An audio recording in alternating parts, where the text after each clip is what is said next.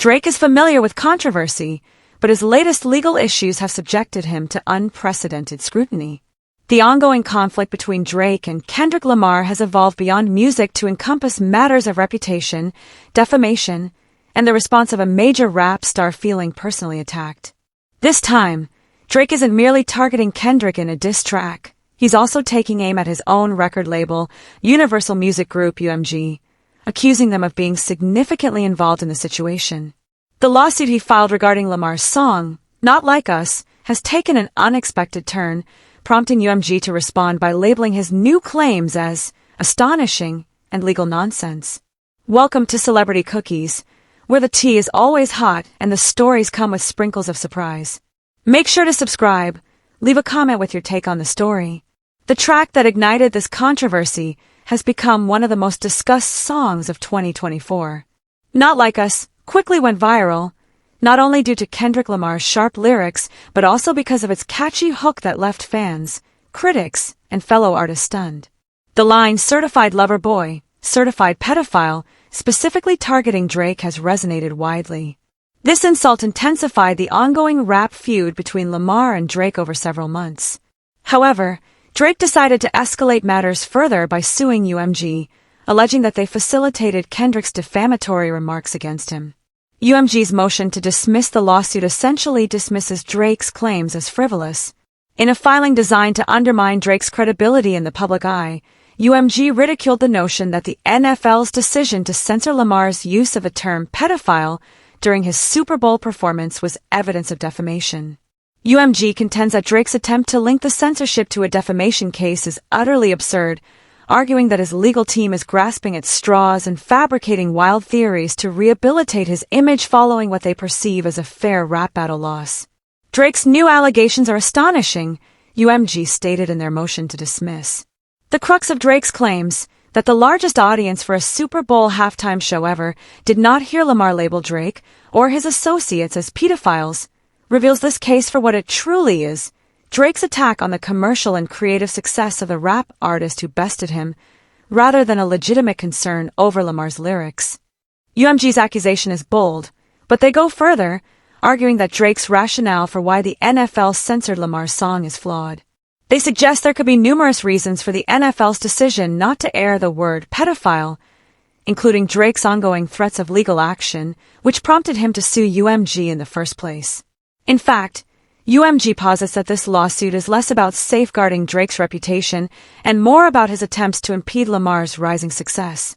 A spokesperson for UMG had more to say in a statement after the motion to dismiss, highlighting that Drake's legal approach seems inconsistent when considering his own past in the rap industry.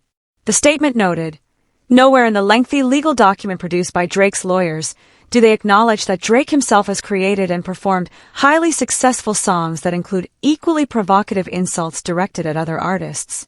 They also fail to mention that it was Drake who initiated this particular back and forth.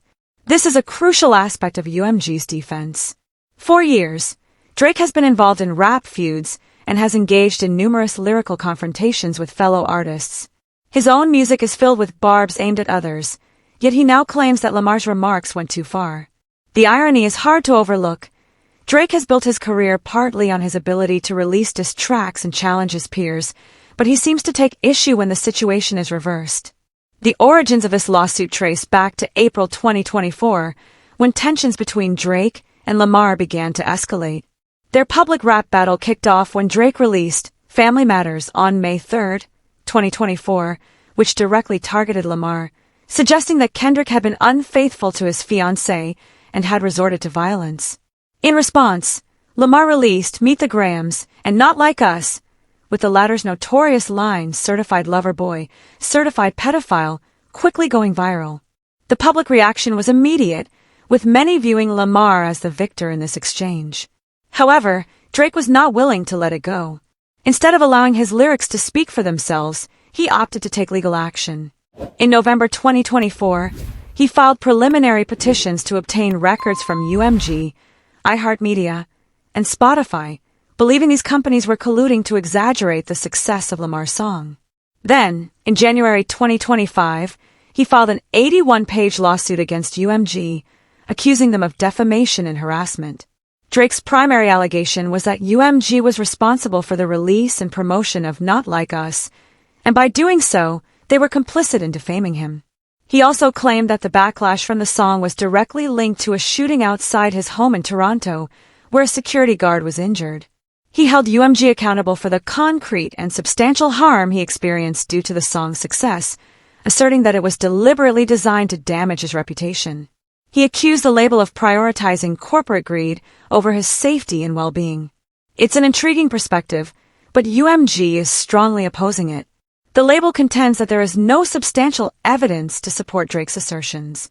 They maintain that the song's success stems not from a conspiracy, but from a genuine collaboration between skilled artists who created a track that connected with audiences. UMG also reminds Drake and his legal team that the rapper voluntarily engaged in a rap battle, which they believe he lost. Additionally, UMG highlights that Drake's legal approach overlooks a significant point. Lamar's song has won prestigious awards, including Grammys. Not Like Us became the top-selling rap song of 2024 and received the Song of the Year award at the 2025 Grammy Awards. Lamar even performed it at the 2025 Super Bowl, attracting a record-breaking viewership. For UMG, this serves as clear evidence that the song's popularity is not due to any underhanded tactics, but rather because it genuinely resonated with listeners. As the legal dispute progresses, it's evident that the conflict between Drake and Kendrick Lamar extends beyond mere words. It's a battle for their legacies. For Drake, the stakes are personal. His reputation is at risk, and he is prepared to take on his own label to vindicate himself. Meanwhile, UMG is resolute, ready to counter what they perceive as a misguided effort to alter the dynamics of the rap industry. Whether Drake can prevail in court remains uncertain, but one thing is clear, this legal saga is far from finished. As the lawsuits accumulate and the clash between these rap giants intensifies, one must question how much more of this public spectacle the music industry can endure. In hip-hop, where personal insults and rivalries are often part of the scene, it's unusual to see someone go as far as to sue over what is essentially a lyrical dig. However, for Drake, this battle transcends mere reputation. It involves control, respect, and the narrative he wishes to shape around his career. Regardless of the outcome, this moment will be pivotal in the ongoing rivalry between two of hip-hop's most influential figures. And if you've been following this unfolding drama, you know there's always more to uncover. Rivalry between two of hip-hop's most influential figures. And if you've been following this unfolding drama, you know there's always more to uncover. I'd love to hear your thoughts on this situation, so please share your opinions in the comments. Also, don't forget to like, subscribe, and turn on notifications to stay updated on this story.